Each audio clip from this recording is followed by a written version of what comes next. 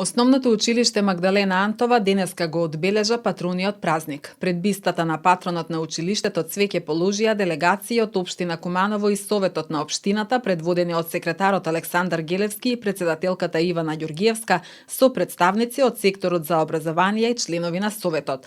Посвечената седница и пригодното литературно читање на кое се представија ученици со своји лични творби. Во спортската сала присутните имаа можност да уживаат во свечената приредба, подготвена од учениците под менторство на своите наставници. Директорот на училиштето Живко Стојковски е задоволен од постигнатите резултати на учениците на повеќето надпревари на општинско и државно ниво, а она што посакува да се случи до следниот патронен празник е инвестирање во Магдалена Антова од локалната, но и од централната власт. Проектната документација веќе е подготвена, потенцира Стојковски. Секоја година со исклучок на претходните 2 години поради пандемија, се прекина активности.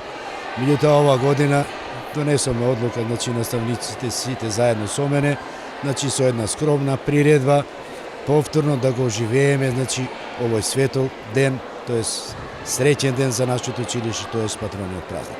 Како е обичаено, на овој ден го одбележуваме со скромни активности, започнуваме со полагање на цвеќе на бистата на патронот Магдалена Антова, потоа свечена седница на која што се изразува благодарност на колегите за својот труд повеќе од 10 години, 20, 30 години и на крај секако приредба која што ја одржуваме во спортската сала. Имено на секој патронен празник ние како училиште ги сумираме резултатите во текот на минатата година.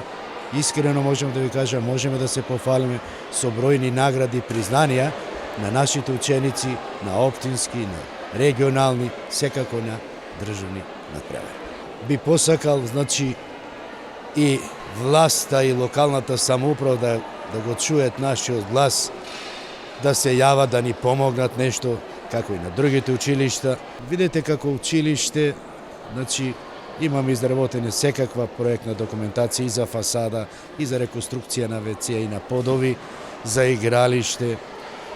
Тоа се целокупна проектна документација, правиме напори, аплицираме по сите амбасади, аплицираме до министерство, па се надеваме дека еден од тие проекти кои се многу значајни ќе бидат реализирани во тековната година.